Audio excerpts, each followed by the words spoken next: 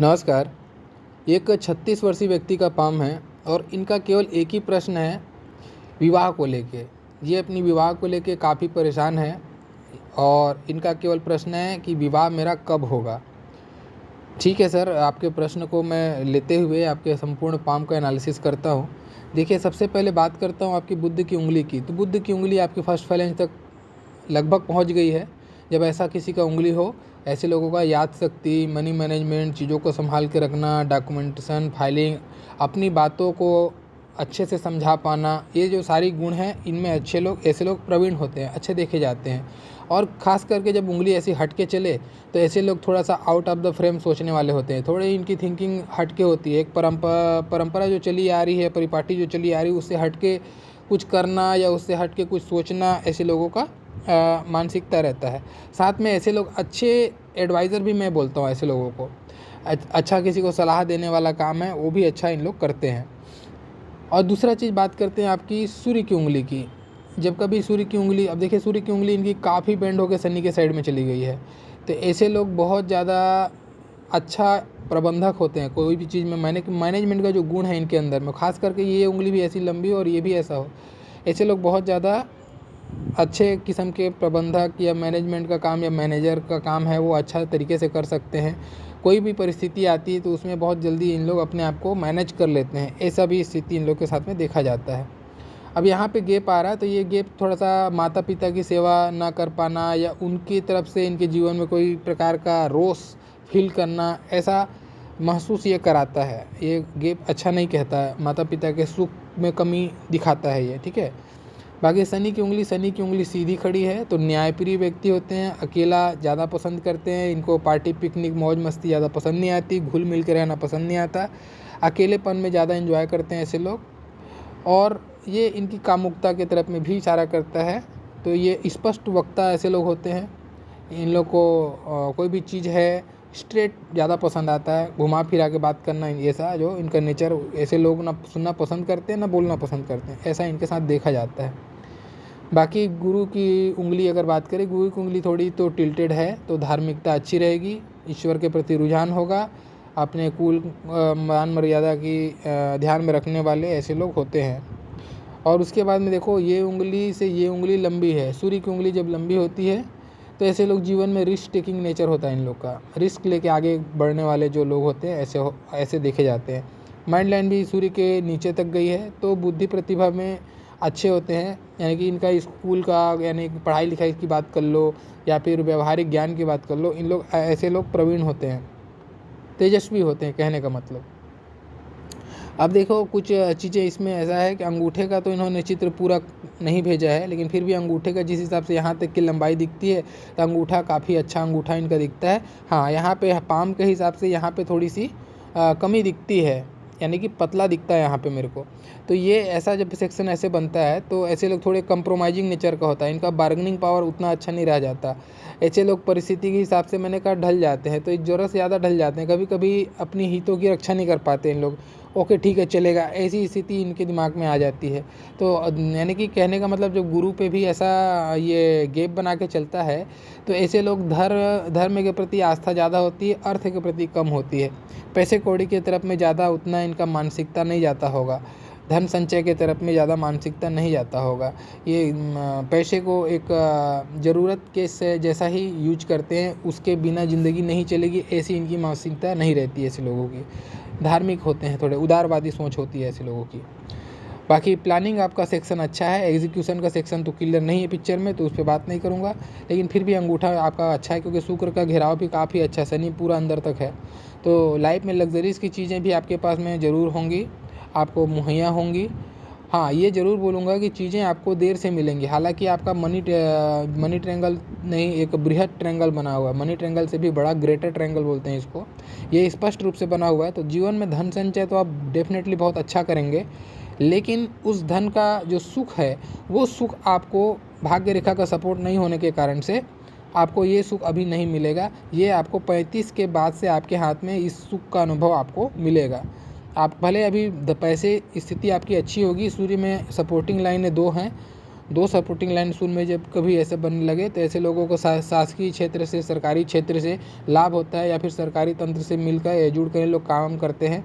मैंने इनसे बात किया था, इन्होंने बोला भी कि ये शासकीय कर्मचारी हैं, तो इस कारण से आप शासकीय कर्मचारी हो गए। सूर्य आपका सपोर्टिव है, जब कभी ऐसी खड़ी रेखाएं सूर्य पर बनने लगे तो ये सपोर्ट करती है, भी सरकारी नौकरी का योग कहलाता है। बाकी हाँ, लेकिन आप पैसे कमा भी रहे होंगे तो उस पैसे का भी सुख नहीं, क्योंकि भाग्य रेखा का साथ नहीं है आपको। ये आपको 35 के बाद से आपको सुख मिलेगा धन का भी, क्योंकि शुक्र भी आपका बहुत अच्छा एरिया लेके चल रहा है, तो ये आपका ना फल ज़रूर देगा। कुछ चीज़ें हैं आपके हाथ में अभी डिस्टर्बिंग, जो इसके कारण से आप परेशान हैं। तो ये आपका हो गया शुक्र पर्वत पे बात। अभी गुरु का पर्वत बहुत अच्छा कंडीशन में नहीं है, एकदम उभार बिल्कुल भी नहीं है, एकदम बहुत ज़्यादा फ्लैट हो गया है। जब गुरु का पर्वत ऐसा फ्लैट हो और हार्ट लाइन इस टाइप की बहुत ज़्यादा गाढ़ी चलने लगे, और जीवन रेखा में भी मैं आपकी बात करता हूँ, देखो जीवन रेखा भी आपकी लहरदार जीवन रेखा चल रही है, ऐसे लहरता हुआ चल रहा है। ये जब ऐसा लहर बनता है ना, तो ये ऐसे लोग पारिवारिक रूप से परेशान रहते हैं, इमोशनली। आदमी इमोशनली परेशान केवल परिवार को लेके ही रहता है जनरली, तो ये पारिवारिक परेशानियाँ आपको घेरेंगी और घेरी भी हैं, दोनों कंडीशन आपके साथ हुआ है। तो ये आपको ये मान के चलना पड़ेगा, इसको दिमाग में डाल के चलना पड़ेगा, तो ये आपके लिए ज़्यादा सही रहेगा। ज़्यादा आप किसी से अपेक्षा मत कीजिए, क्योंकि अपेक्षा हमेशा इंसान को निराश करती है कहीं ना कहीं, मुझे ऐसा लगता है। तो बाकी अगर हम बात करें शनि का पर्वत फ्लैट है। शनि का पर्वत फ्लैट होने से इंसान मेहनती होती है, मेहनत का गुण होता है इसके अंदर में। जो भी काम करता है उसको पूरी ईमानदारी से अपना 100% दे के काम करता है, ये आदमी का शनि का पर्वत दिखाता है। शनि का पर्वत फ्लैट है तो बुढ़ापा भी इन लोगों का ठीक ठाक कटता है, बुढ़ापे में भी कोई तकलीफ नहीं आता। और साथ में सबसे अच्छी बात यह है कि कोई प्रकार का कट या दोष बाधा नहीं है इस पर। जब ऐसा साफ स्पष्ट होता है एक रेखा भी शनि की, तो जीवन में संतोष का अनुभव आपको ज़रूर होगा। बुढ़ापे में आप संतोष आपको जीवन में ज़रूर होगा, जो भी आप करते हो उसमें संतोषी होंगे। ये आदमी का नेचर को भी संतोषी बना देता है, ठीक है, ये रेखा आदमी को संतोषी बनाता है। इसीलिए ऐसे लोग जनरली पैसे की तरफ में नहीं भागते, यानी कि ये मैं बोला ना, अर्थ की तरफ में नहीं भागते इन लोग, संतोष की तरफ में ज़्यादा इनका रुझान रहता है ऐसे लोगों का।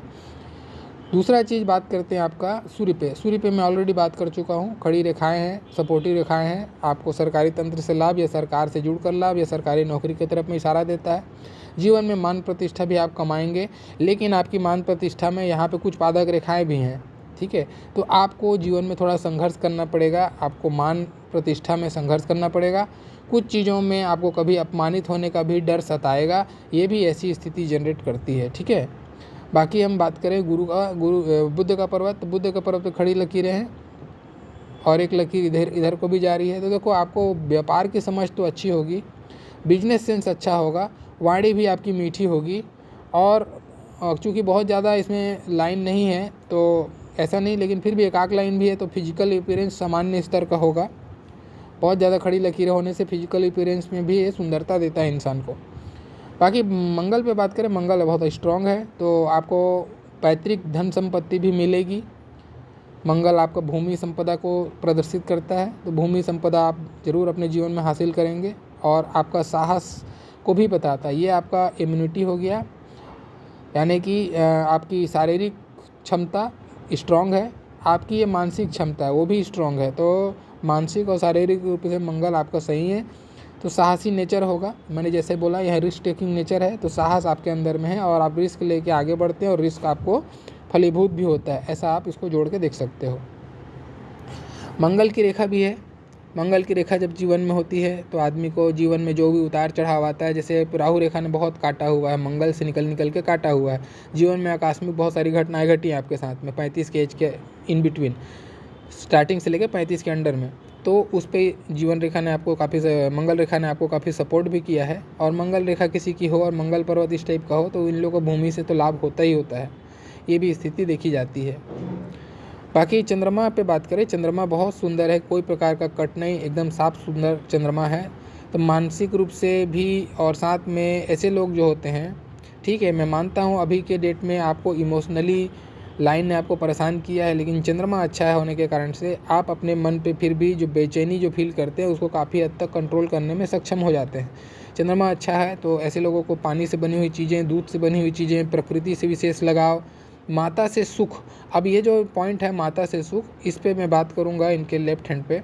यहाँ पे इनके लेफ्ट हैंड में एक अलग ही रेखा बनी हुई है जो जीवन रेखा के एकदम बिल्कुल सट के बहुत ज़्यादा क्लोज, एकदम बहुत ज़्यादा क्लोज 1 mm का क्लोज होगा, ऐसी पतली एक रेखा चलने लग जाती है ना, तो ऐसे लोगों को स्त्री के कारण से, अपने ही परिवार के किसी न किसी स्त्री के कारण से और विशेष रूप से माता के कारण से, माता के कोप का भाजन बनना पड़ता है या माता के गलत डिसीजन के कारण से इनको सफ़र करना पड़ता है, ऐसी स्थिति जनरेट करती है।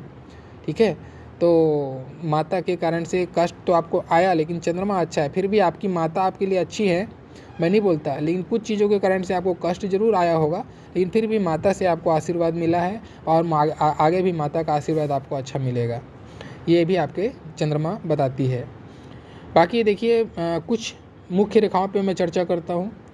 तो मुख्य रेखाओं पे जब जाते हैं तो ये पहले तो हार्ट लाइन, ये हार्ट लाइन आपका नेचर बताता है। जब कभी गुरु के नीचे तक हार्ट लाइन जाती है, ऐसे लोग विश्वास पात्र होते हैं, कमिटेड पर्सन होते हैं, किसी को जुबान दी है तो उस जुबान को पूरा करना, यानी कि उस बात को पूरा रखना, उसकी इज्जत रखना, ये ऐसे लोग पूरी कोशिश करते हैं, तो कमिटेड पर्सन होते हैं। दूसरा चीज़, ये रोमांटिक नेचर को भी बताता है, ऐसे लोगों को अपने प्यार का प्रदर्शन करना बहुत अच्छा लगता है। नेचर में पारिवारिक जीवन में, गृहस्थ जीवन में थोड़ा रोमांटिक ऐसे लोग देखे जाते हैं पति पत्नी के बीच में।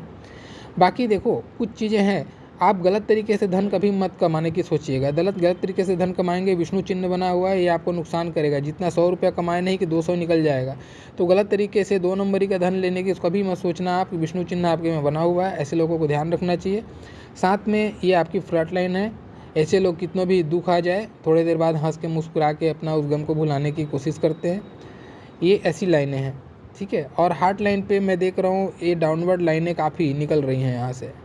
जब कभी हार्ट लाइन से ऐसे डाउनवर्ड रेखाएं निकलती हैं तो ऐसे लोगों का धन बार बार परिवार पे जाता है, पारिवारिक मसलों पे बार बार धन जाता है, बार बार ऐसी जगह धन देते हैं जहाँ पे लगाते हैं फिर वहाँ से वापस नहीं आता, इस टाइप की स्थिति जनरेट करती है। डिपेंडेंट पे खर्च कराती है ऐसी रेखा पे अगर फैलाव हो।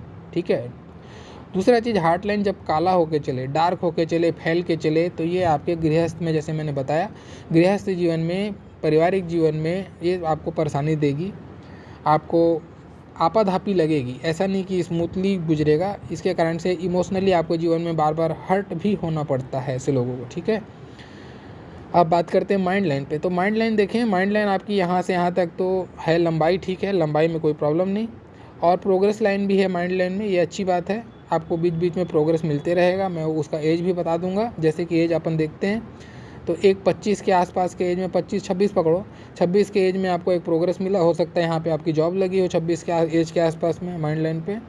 26 के बाद में 30 और 32-33 के आसपास में भी आपको एक प्रोग्रेस मिला, वहाँ पे आप मानसिक रूप से कुछ सुकून महसूस किए, और साथ में वहाँ पे एक प्रॉब्लम भी आई, इसने आपको प्रॉब्लम भी दिया उस पीरियड में, और आपको वहाँ पे रिलैक्सेशन भी, कुछ मानसिक अच्छा उन्नति का अवसर या कुछ पद प्रतिष्ठा बढ़ी हो, ऐसी कुछ स्थिति जनरेट हुई होगी। उसके बाद में अब ये आपको मिलेगी एक 41 के आसपास के एज में एक अच्छा प्रोग्रेस आपको देखने को मिलेगा। उसके बाद में और भी हैं, 41 के बाद में 45 के आसपास में है, उसके बाद 50 के आसपास में, ऐसा आपका कंटिन्यू फिर प्रोग्रेस लाइन दिख रहा है। मानसिक रूप से आप अच्छा प्रोग्रेस करेंगे। ये मानसिक प्रोग्रेस जो है या तो मानसिक प्रोग्रेस कहलाती है या फिर प्रमोशन, पद प्रतिष्ठा के तरफ में इशारा करती है, दोनों में से कोई एक चीज़ें आपको यहाँ पे मिलती है। ठीक है, माइंड लाइन में प्रोग्रेस लाइन का अर्थ ही वही होता है। बात करते हैं आपका जीवन रेखा पे। तो देखिए जीवन रेखा पे जब मैं देखता हूँ, अब यहाँ पे स्टार्टिंग में एक द्वीप बन गया। जब यहाँ पे द्वीप बनता है जीवन रेखा में, तो ये तो पहला चीज़ तो एक लक्षण है पितृदोष का, और आपके में पितृदोष होगा, कुंडली में भी आप चेक करिए, उसका उपाय आपको करना चाहिए, पितृ शांति करवाइए आप, पहला चीज़। दूसरा चीज़, अब इसको सामान्य दृष्टि से आकलन पे आके बात करूँ तो आप लगभग पकड़ के चलिए 28 के पहले, आपने भले ही 26 के एज में जॉब यहाँ पे हासिल कर लिया हो, लेकिन फिर भी 28 के बाद में जाके आपको एक स्टेबिलिटी महसूस हुई होगी। 28 के पहले तक आपको ये स्टेबिलिटी हासिल नहीं करने देता है ये द्वीप। ठीक है, वो परेशान करके रखता है। तो 28 के बाद में आदमी के थोड़ा सा लगता है कि अब स्टेबल हो गया, अभी वो अपनी ज़िंदगी फिर अच्छे से जीने के तरफ में इशारा देता है। 28 के एज में आपको एक कष्ट भी आया, क्योंकि यहाँ पे कट भी लगा है और उसी समय प्रोग्रेस लाइन भी है, और फिर वहाँ से आपकी लाइफ लाइन फ्री भी हो रही है, द्वीप से निकल गई है। तो 28 के बाद से जीवन में स्टेबिलिटी आई, और 28वां साल आपका ख़राब भी गया, लेकिन 28 के बाद स्टेबिलिटी आई। 28 के बाद से अपन देखते हैं ये आप देखेंगे ये 29-30 के आसपास में भी एक पीरियड जो आपको अच्छा नहीं गया होगा, कुछ टेंस पीरियड गया होगा। उसके बाद में सीधा आप ये प्रोग्रेस लाइन देखिए और यहाँ से एक अटैचमेंट की लाइन जाके माइंड लाइन पे रुक रही है। ये शो करती है, ये 36 का एज है, ये 36 यानी कि इसी साल। मुझे ऐसा लगता है कि अभी आने वाले 6 महीने के अंदर में ये 36वां साल आपके लिए अटैचमेंट का योग बना रहा है। इस साल आपकी शादी होने के पूरे चांसेस हैं। ये अटैचमेंट की लाइन जाके यहाँ अटैच हो रही है और वहाँ ही से आपको एक प्रोग्रेस लाइन भी मिल रही है। जिस हिसाब से आपने प्रश्न मुझसे किया है, ये प्रश्न भी इंडिकेट करता है कि आपके लिए ये प्रोग्रेस बहुत ज़रूरी है। तो कहने का मतलब ये मेरा मानना ऐसा है, मेरा कैलकुलेशन ये बताता है कि आपके शादी के बिल्कुल नज़दीक पहुंच गए हैं आप, आपकी शादी होने ही वाली है, ठीक है।